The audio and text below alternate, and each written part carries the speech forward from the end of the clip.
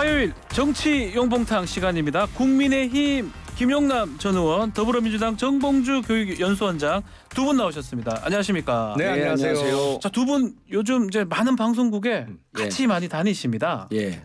어제도 그렇고 뭐 계속 같은 한 쌍의 어떤 커플 같다는 느낌이 듭니다. 제가 이제 김용남 의원하고도 여기 그 YTN에서도 많이 했고요. 그리고 이제 다른 방송국에서는 이제 요즘 한창 뜨거운 김재원 의원하고도 많이 다녔고 이현주 의원하고도 다녔고 그러니까 국회의원 문제적 인물들을 좀 그 교화시키는 역할을 교화라고요? 아니 대표적으로 교정 교화에 실패한 사례가 우리 정봉주 의원님인데 원래 이 교정국이 있거든요. 법무부에. 뭐 다들 아시겠습니다만 전국에 있는 구치소와 교도소를 관할하는 게 이제 교정국인데 거기 제1 강조하는 부분이 교정교화에 힘쓰자 뭐 이런 거예요. 근데 잘 안 되시는 것 같아요. 우리 정 의원님은. 전국에 교도소 몇 개인지 아세요? 몰라요. 안 세고 있어요. 이 두 분 나오시면 많은 분들이 좋아해 주시고 또 많은 분들이 주목을 하시는 것 같습니다. 아주 뭐 인정하면서 시원하게 또 토론해 주시니까요. 자, 마지막으로 저기 아직까지 청취 조사 기간이에요. 아직 안 끝났어요. 한 번 더 응원을 좀 해주시면 좋을 것 같습니다. 자, 어제 라디오 보셨나요? 대답해 보세요. 이제. 네, 어제 들었습니다. 어디 라디오? YTN 라디오 들었습니다.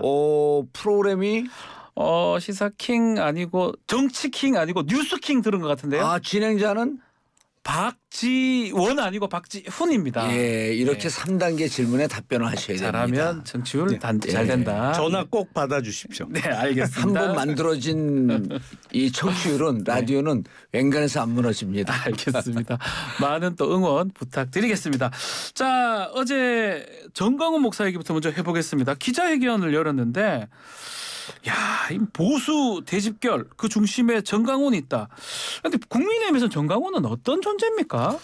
글쎄 이번에 전당대회를 치르면서 일부 후보가 보니까 2명 같아요.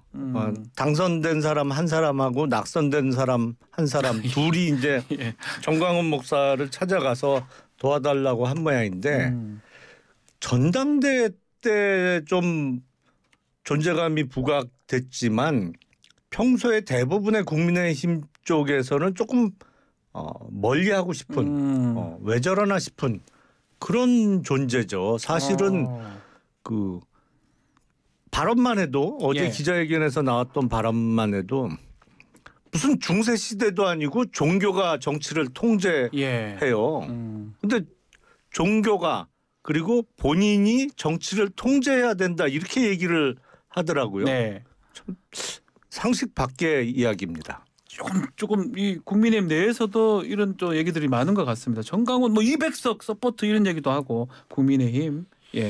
저는 그 정강훈 목사가 그 주말마다 광화문에서 집회를 해요. 그래서 저는 한 서너 차례 가봤어요 거기를. 그랬더니 마이크를 잡고도 뭐 심하게 막 욕설을 하고 그러더라고요.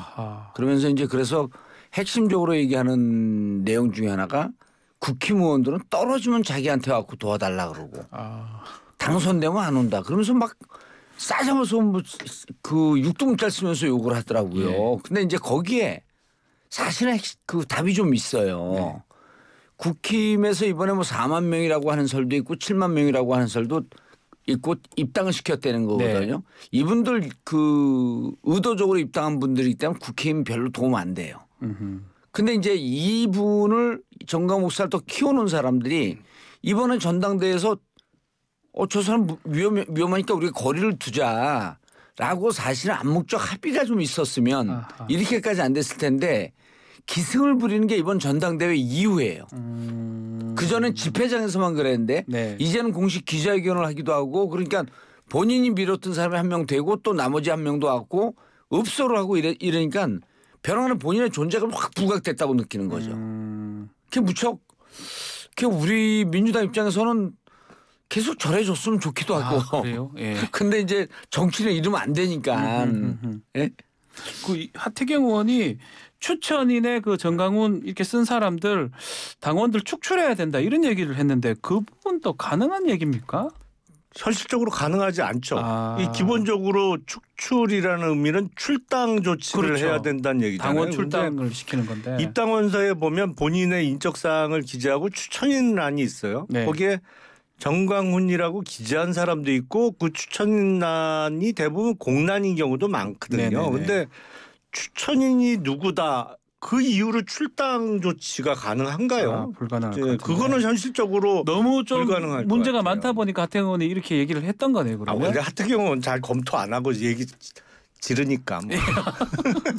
근데 현실적으로 제가 봐도 불가능하고 네. 그리고 위헌적 요소죠. 정당 활동에 자유가 있거든요. 네. 정치적 자유가 있기 때문에 내가 뭐 입당하고 싶어서 입당했는데 무슨 이유로 출당시키냐 그러게 되면 할 얘기가 없는 거죠. 네. 오히려 국힘 내부에서 그 토의나 뭐 논의 이런 걸 통해 갖고 좀 거리를 두는 그거를 좀 내부적으로 좀 논의를 좀 해야 될 것 같아요. 왜? 인정해야 된다. 예. 아니 저는 200석 서포터스라고 하는데 폭망 서포터스가 될 것 같아요. 저분 들어오게 되면 보수에서도 합리적으로 판단하는 분들 꽤 있잖아요. 그리고 또 이제 중도에서 보수를 바라보는 분들도 있고 이런 분들 그때 이제 2021년으로 기억하고 있는데 김종인 비대위원장이 왔을 때 네. 아스팔트 구구하고 완전 거리를 뒀거든요. 그래서 그때 무척 지지율이 올라갔죠. 그렇죠. 그런 쪽에 결단을 하지 않고는 당대표가 쉽지 않은 일 아닌가 이렇게 보여요. 일단 200석이 현실적으로 가능한 목표도 아니고 그리고 정광훈 목사가 서포터하면 될 것도 안 되죠. 사실은. 될 것도 안 된다. 예. 네. 아니 그리고 그분은 네. 바로 지난 총선에 자유통일당이라는 당을 만들어 갖고 총선에서 자기 당 사람들 선거운동을 했던 사람이에요. 네. 그때 지금도 그 당이 살아있지 않나요? 그때 투표율이 안 돼서 말소 안 됐나요? 지금 모르겠는데 지금도 살아있는지 어떻게 됐는지 모르겠습니다만 정말 도와줄 생각이 있었으면 그때 창당을 하질 말았어야죠. 그때 창당해갖고 독자적으로 어떻게 정치 세력 역할을 해보려고 하다가 그게 안 됐거든요. 되니까 지금 이렇게 하는 모습 맞지 않다라는 그 말씀이네요. 알겠습니다. 자, 지금 대통령 방미 일정 앞두고 지금 도감청 문제가 지금 좀 심각한 것 같은데 어떻습니까? 지금 이 감청 장비 같은 그 방지 장비가 대통령실이 지금 다 돼 있는데 더 잘 돼 있는데 하여튼 미국이 다른 데서 뚫을 수도 있다. 여러 가지 얘기가 나오고 있습니다. 근데 이제 어제도 우리가 이게 이제 하루 종일 뭐 논란이 됐지만 뉴욕 타임즈에서 이제 시긴트라고 딱 밝혔잖아요. 그렇죠. 그 정보 그러니까 감청했다는 거잖아요. 시그널 인텔리전스 했고 이제 감청 도청이죠. 도청이죠. 엄청 엄밀하게 따지면 이제 도청을 했다라고 하는 건데 근데 나온 자료들 사진 이렇게 보게 되면 휴민트 그러니까 누군가가 회의 자료를 빼돌린 듯한 그런 사진도 보여요. 네. 그래서 이제 이게 섞인 것 같고 문제는 뭐냐면 그 기술적으로 어떻게 했냐라고 하는 쪽으로 들어갈 필요가 없다고 봐요. 일단 미국이 이번에 SNS에 도는 걸 공개된 걸 보게 되면 미국의 전 세계 우방국 뭐 적대국 포함하지 않고 그리고 계속 도감청을 하고 있었다는 거거든요. 그리고 이제 그건 공공연하게 알려진 사실인데 결국은 국제 정보 사회에서 한쪽은 뚫으려고 하고 한쪽은 막으려고 해야 되는데 일단 첫 번째 방식이 막는 거죠. 네. 근데 이제 지금 못 막았단 말이에요. 네. 그리고 이제 이게 무슨 러시아 관련설 이런 것도 있지만은 자료가 사실인 거로 보이고요. 그렇다고 한다면 이 부분에 대해서 미국이 먼저 입장을 표명하고 미국이 사과할 때까지 우리가 좀 기다렸어야 되는데 어제 대통령실에서 확실한 근거가 나오지 않았음에도 불구하고 미국을 먼저 쉴드 쳐주는 듯한 우린 피해자거든요. 근데 피해자가 일본과의 관계에서도 국민들이 분노했던 이유가 우린 피해자인데 왜 자꾸 가해자를 그 쉴드를 쳐주냐. 근데 어제도 사실 여러 나라가 있었는데 다른 나라가 지금 논평을 안 하고 있거든요. 네. 너네 어떻게 하는지 지금 볼게. 입장을 밝히든지 아니면 이게 있었다라고 하면서 사과를 하든지 아니면 안 하겠다는 재발 약속을 하든지 지켜볼게 하는데 우리는 나섰고 몇 가지 발언을 했단 말이에요. 이걸 이용하는 세력들이 있다. 그러면서 이걸 국내 정치적 문제로 확 돌려버리려고 했어요. 네. 그다음에 한미동맹 문제 없다. 한미동맹 문제 없죠. 그런데 이것이 마치 한미동맹에 위해가 되는 듯한 발언이나 이런 그 행동에 대해서 차단을 미리 해버린 거거든요. 네.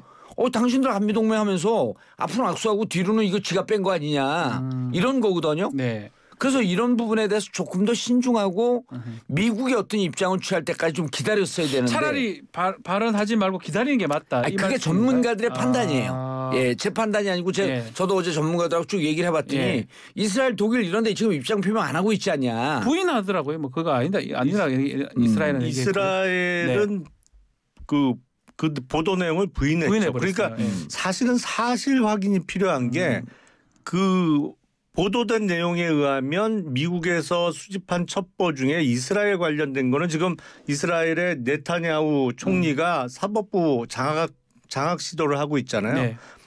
근데 이스라엘 정보기관인 모사드가 오히려 그 시위를 지원하고 있다. 그러니까 총리의 반대되는 입장을 취하고 있다는 것이죠. 그런데 이스라엘 정부는 공식적으로 그런 일이 없다라고 부인을 했어요. 그리고 저도 과연 모사드가 네타냐후 총리의 반하는 그 작업을 지금 하고 있을까라는 의문이 좀 들거든요. 그래서 이 보도 내용이 사실이냐 여부를 일단 확인해야 될 것 같아요. 근데 저 같으면 우리나라 관련된 보도 내용은 우리가 일단 확인할 수 있잖아요.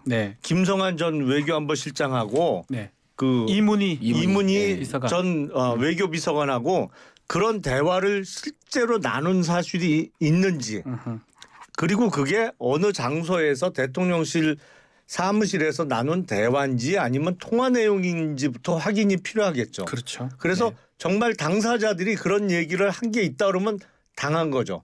이게 뭐 국가 간의 정보 수집 뭐 도감청은 한다는 전제하에 항상 활동하는 것이죠. 뭐 그게 적국이든 우방이든 사실은 하죠. 뭐 북한이라고 우리 거 지금 도감청 안 하나요?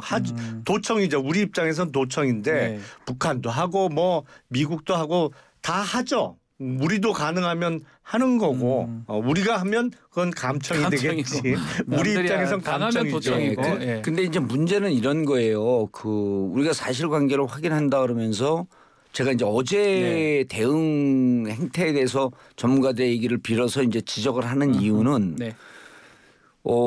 둘이 3월 1일 날 회의록이다라고 추정이 돼요. 그렇죠. 그리고 이 회의록이 도청을 했는지는 모르지만 어쨌든 둘이 만나고 있었기 때문에 무슨 줌으로 회의하거나 통신 수단을 쓴 것 같지는 않아요. 그러니까 대화했을 가능성이 크죠. 예, 대화했을 가능성이 큽니다. 그러면 이게 도청으로 그렇게 정확하게 나왔겠냐 아니면 그 부분은 문서가 나오지 않았겠냐라고 하는 게 전문가들이 조심스럽게 해요. 근데 이제 과거에 제가 위키리크스 그 자료를 좀 오랫동안 봤어요. 근데 보면 휴민트가 대부분입니다. 휴민트가. 정보. 예, 그러니까 사람들이 본인은 모르는데 미 대사관 직원들이나 누구 정보망이 에게 간단하게 이렇게 전해주는 정보가 축적이 돼갖고 이게 그 여기저기서 크로스 체크하면서 이제 정보가 되는 경우가 많은데 거기에 대표적인 게 이제 회의록을 달라 그런 경우가 많다는 거예요. 그래서 스노든 폭로했을 때도 보게 되면 스노든은 주로 도감청 얘기를 했고 그리고 이제 그 위키리크스 보게 되면 문서 그 공개된 게 많기 때문에 이번엔 두 개가 섞인 것 같은데 그런데 어제 당장에 국민들이 이 중요한 건 뭐냐면 이 정부 입장에서는 윤석열 정부 입장에서 국민들이 믿느냐 안 믿느냐가 중요해요. 근데 어제 대응으로 보게 되면 이걸 이용하는 세력이 있다 이러는 순간 확 불신이 생기는 거예요. 이건 미국한테 항의해야지 왜 우리 국내 야당은요. 제가 계속 얘기하지만 비판하는 게 맞습니다. 그게 야당의 존재거든요. 그리고 그걸 레버리지 지렛대로 해갖고 오히려 미국에 항의할 때 이거 야당과 국민이 이렇게 항의하니까 그럼 좀 못한다 우리. 너는 정확한 진상을 좀 밝혀줘라 이러면서 야당을 지렛대로 활용하는 게 정부 여당의 지혜거든요. 근데 어제 딱 그렇게 하는 걸 보고 이분들이 뭔가 또 진실을 가리려고 그런 거 아닌가 하는 의혹이 국민들 사이에 커진 게 문제인 거죠. 이 부분에 대해서는 사실은 정부의 공식적인 확인은 끝까지 안 나올 가능성이 높죠. 미국도 마찬가지예요. 못할 가능성이 높아요. 절대로 인정 안 할 거거든요. 다만 그건 있을 수 있어요. 그 스노든이 폭로를 했을 때 그때 메르켈 총리를 도청했잖아요. 미국 CIA에서. 그래갖고 사과를 했거든요. 그러면서 재발 방지 약속을 했어요. 우방국에 대해서는 안 하겠다. 그리고 아무도 그 약속을 믿지는 않았지만 요번에 만약에 이 내용이 사실이라면 약속을 어긴 거죠. 역시 예상과 같이. 근데 이 미국 사람들 특히 그 서방 사람들은 약속을 어겼다는 게 확인되면 부끄러워할 줄은 알아요.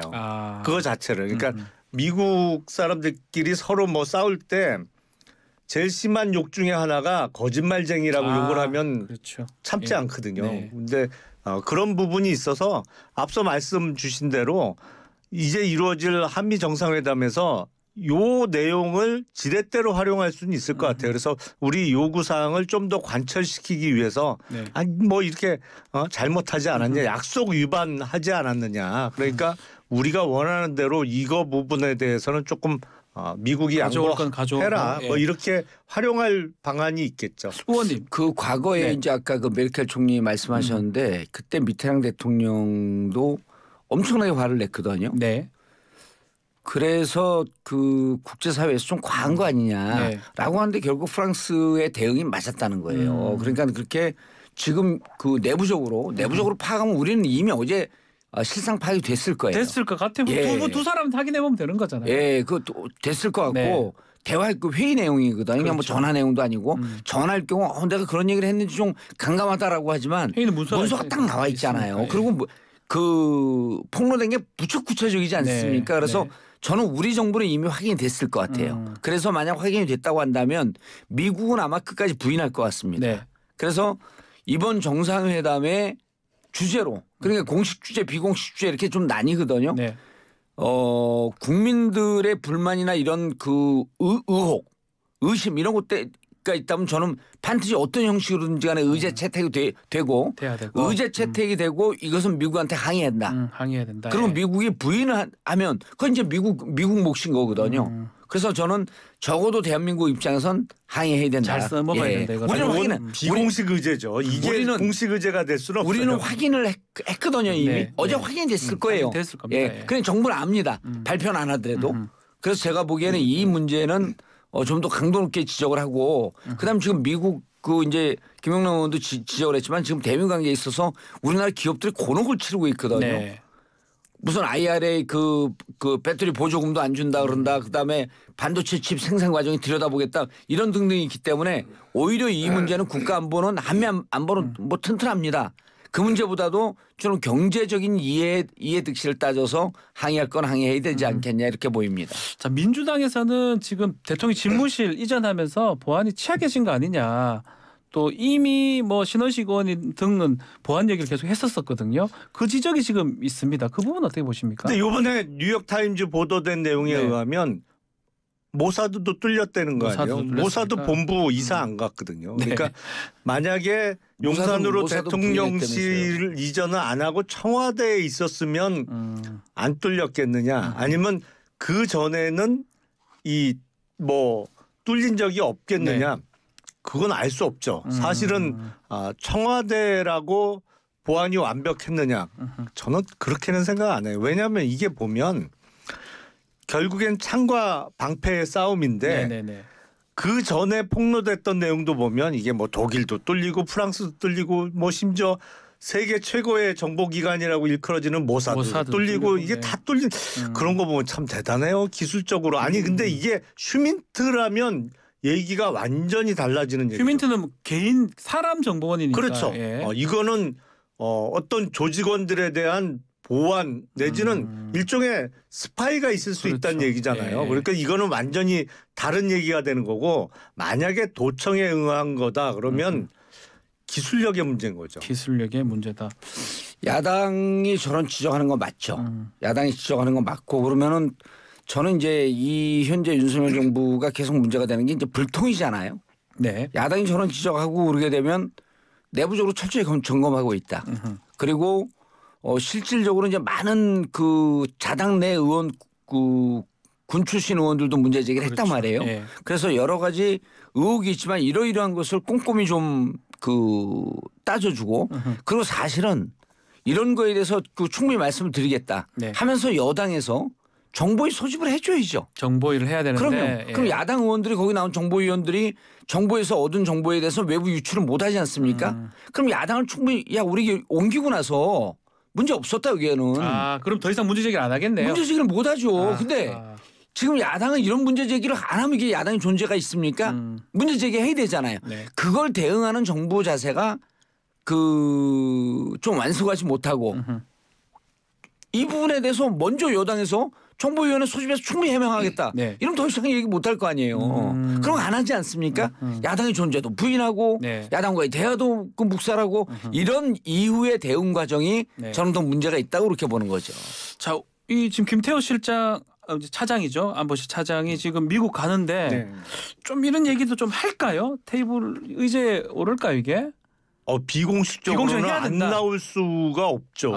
얘기가 안 나올 수가 있나요? 방미 일정을 미루고 이런 건 안 하겠죠. 가야죠. 더군다나 이런 일이 터지면 더 가야죠. 더 가서 얘기하고 비공식적으로 거기서 일종의 제안도 하고 딜이 어느 정도는 마무리가 돼야죠. 정상회담이라는 거 아시지만 사실은 사전에 조율을 다 해놓잖아요. 그게 두 정상이 만나서 툭 던지는 얘기는 거의 없다고 보는 게 맞는 거고 사전에 다 조율을 하고 물론 그게 공식 의제도 있고 비공식 의제도 있습니다만 가서 얘기를 해야죠. 이런 거 있을 때 사실 확인도 요구하고 정말 니들 도청한 거면 어떻게 배상해 줄래? 이런 얘기도 해야죠. 그런 얘기 좀 할 수 있을까요? 김태호 차장이? 그거를 이제 지금 상황을 이렇게 봐야 돼요. 어제 이제 한번 우리가 시뮬레이션을 좀 해보면 어제 상황이 딱 터졌으면 미 대사관에 연락 안 했을까요? 그리고 우리 정보 라인이 늘 이렇게 소통하고 있는 라인들이 있단 말이에요. 거길 통해 갖고 확인을 하는 과정이 있었겠죠. 그리고 미 대사관뿐만 아니라 우리 국정원, 그다음에 국방부에서 그러니까 그 안보실에서 대통령실 안보실에서 모든 라인을 다 동원을 했을 거예요. 그러니까 나온 결과가 좀 있을 거거든요. 그 결과에 근거해서 예를 들어 미국이 모르겠다. 본국가 그러니까 본국의 문제인지 이 여기에 파견 나와 있는 그 주둔하고 있는 미군의 문제인지 미군 정보기관의 문제인지 이건 저는 어제 파악이 됐는데 만약 파악하지 않았다면 정부가 진짜 무능한 정부고 파악이 됐을 것 같아요. 파악이 됐을 것이다. 그 내용을 근거로 해갖고 김태호 차장이 가갖고 얘기를 해야겠죠. 아무 근거가 없이 가갖고 얘기하게 되면 바로 반박을 받죠. 무슨 근거로 그런 얘기를 하냐. 근거를 준비해 가서 얘기를 근거를 준비해야 된다고 봅니다. 그러니까 여기에서는 이거를 이제 어제로서 저는 아주 막 신속하게 대응하는 것 같았는데 이 대응이 잘못됐다는 거예요. 미국 입장에서 보게 되면 국민들한테도 이미 다 니네가 무마시켰잖아. 그럼 우리가 너네들한테 인정할 이유가 뭐가 있지 당신들한테? 그러네요. 이런 입장으로 될 수가 있다는 거여서 저는 어제 졸속 대응이다라고 이렇게 비판하는 거 하나 하고 어제의 과정을 만약 우리가 그 대통령실이나 그 정보 사이드에 있었으면 뭘 했겠습니까? 하루 종일 비상가동해갖고 미국과 라인 총동원 했겠죠. 확인하느라고. 근데 미국이 아니다 모른다 이랬으면 왜 이렇게 구체적인 증거가 나왔는데 너네는 일방적으로 이렇게 모른다고 하느냐라고 하면서 항의를 해야 되겠죠. 그리고 일정 정도 인정하는 부분이 있으면 왜 했냐라고 항의를 해야 되겠고.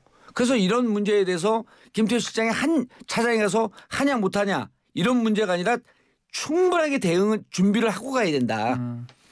근데 그렇게 논의되는 내용은 사실은 공식적으로는 아무도 확인해 줄 수 없는 내용이에요. 그러니까 물 밑에서 작업을 하는 거고. 근데 저는 이제 우려가 되는 게 어제 그 대응을 안 했을 것 같아요. 걱정하지 마세요. 이거는 결국에는 언론을 통해서 확인할 방법은 없는 내용이 될 거예요. 미국은 끝까지 이거에 대해서는 긍정을 안 할 거고. 말을 안 할 것 같아요. 말을 안 하겠죠. 당연히. 근데 그 실무자들끼리 접촉하는 과정에서는 전제 하에 얘기가 오고 가는 거지. 거기서도 오리발 내밀면 그거는 싸우자는 얘기밖에 안 되는 거고요. 알겠습니다. 저는 이 정부가 걱정이 돼요. 걱정하지 말라는데 너무 걱정이 돼요. 알겠습니다.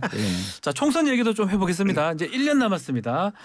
자, 지금 최근에 조사 보면 이게 정권 심판론이냐 아니면 안정론이냐 여기서 보면 약간 심판론 쪽으로 조금 더 1년 전이지만 기우는 것 같습니다. 어떻게 보고 계십니까? 심각하게 받아들여야 되죠. 그렇습니까? 그리고 지난주에 있었던 4월 5일 재보궐선거가 참패를 했잖아요. 국민의힘이. 참패했다고 보시는 겁니까? 이건 참패예요. 이걸 자꾸 참패가 아니다. 선거 진 게 아니다라고 말씀하시는 분들이 있는데 그런 자세가 매우 위험한 겁니다. 사실은 받아들여야죠. 객관적으로 데이터로 증명된 건 받아들여야 돼요. 네. 당장 전주울 국회의원 재보궐선거에서 8% 득표가 뭐예요. 네. 적어도 전주 정도 되면 두 자릿수 득표는 나왔어야 되는 거거든요. 울산 남구에서 진 거는 깨끗하게 진 거죠. 그건 국민의힘 민주당 1대1 구도에서 다른 것도 아니고 울산의 더군다나 남구예요. 네. 가장 국민의힘이 우세하다고 볼 수 있는 지역에서 1대1 구도에서 진 거예요. 이걸 안 졌다고 우기면 안 돼. 정치는 제가 보기엔 우기는 순간에 망해요. 절대로 우기면 안 돼. 이거는 진 거고 이거를 원인 분석을 하고 그러면 개선책을 찾아야 되는데 네. 제가 보기엔 내년 총선에 있어서는 어떤 사람을 내세우느냐 어떤 새로운 인물을 영입해서 이렇게 간판으로 내세우느냐보다 더 중요한 건 뭐죠? 어떤 사람을 주저앉히느냐입니다. 못 나오게 하는 거. 비호감도가 높거나 아니면 권력에 취해 있다라고 많은 국민들이 생각하고 계신 인사들을 주저앉혀서 못 나오게 하는 게 관건이 될 거예요. 양당 다 비슷하다 이 말씀 같은데 어떻습니까? 근데 이제 선거는요. 항상 구도 전쟁이라고 그러거든요. 프레임 전쟁이라고 하는데 그럼 구도는 우리의 긍정 요소와 우리의 기회 요소, 우리의 그다음에 약점과 위험 요소, 상대방의 역으로 이제 또 그걸 분석을 해봐야 되는데 그러니까 기회와 위험 요소를 따져봐야 되는데 지금 이제 국힘이 현재 상태 이번 재보궐선거에서도 그 좋은 성적표를 못 얻었거든요. 졌어요. 그리고 제일 큰 게 이제 울산 교육감에서도 졌단 말이에요. 그럼 이제 울산 전체 선거였거든요. 그게. 그렇다고 한다면 무슨 지금 그 투표율이 높지 않다 어쩌고저쩌고 하고 그래도 투표를 낮을 때는 보수가 월등히 유리하단 말이에요. 근데 졌다고요. 이런 상황에서 그러면 앞으로 올 수 있는 위험 요소가 민주당이 많겠냐 국힘이 많겠냐는 거예요. 그리고 이미 일본 문제에 대해서 국민들 마음이 떠났죠. 앞으로 있을 후쿠시마 그 수산물 문제, 그다음 오염수 방류 문제, 독도 문제 이런 게 너무나 큰 위험 요소들이에요. 그런데다가 이제 하반기 들어가게 되면 경제 수출 부진으로 인해서 가계 부채 문제 터질 거고요. 자영업자들 부채 문제 터질 거고 이런 위험 요소를 어떻게 관리하느냐라고 하는 구도를 먼저 만들고 이거 관리하지 못하게 되면 국힘을 지지하는 사람들이 자부심을 갖고 투표 안 나옵니다. 총선 투표는 자부심 투표거든요. 그 자기 진영을 결집을 잘 시켜야 돼요. 그런데 이런 문제가 사그러들지 않으면 보수에서 이런 얘기 나오잖아요. 요즘 보수할전정 7인이나 할 수 없다. 근데 이런 걸 만약 관리를 못하게 되면 구도에서 지기 때문에 아무리 좋은 인물을 내세워도 쉽지 않은 선거가 될 거다. 국힘 입장에서는. 민주당의 약점은 없는 건가요? 민주당 약점이 있죠. 이른바 이제 대표 사법 리스크가 있고 내부에서 이제 친명 비명 나눠져 있는 부분이 있는데 언론에 공개된 것보다는 크진 않습니다. 그런데 이제 민주당은 뭐를 해야 되냐면 기회 요소가 공천 혁신을 해야 됩니다. 공천 혁신. 그 말이 안 나오는 게 저는 가장 큰 위험 요소일 것 같아요. 근데 뭐 삼선 뭐 이런 거 얘기 나오다가 지금 다 들어가 버렸잖아요. 가장 대표적인 거죠 그게. 동일 지역 삼선 금지. 동일 지역 삼선 출마 제한. 그건 여러 가지 방식이 있어요 또. 뚫고 나갈 방식도 있고. 근데 이제 그런 게 당에서 안 나오는 당의 분위기가 현재 우려가 됩니다. 두 분 다 짚어주셨는데 시간이 좀 얼마 없어서 만약에 가정입니다. 내일 총선이면 의석수가 몇 대 몇 정도 될까요?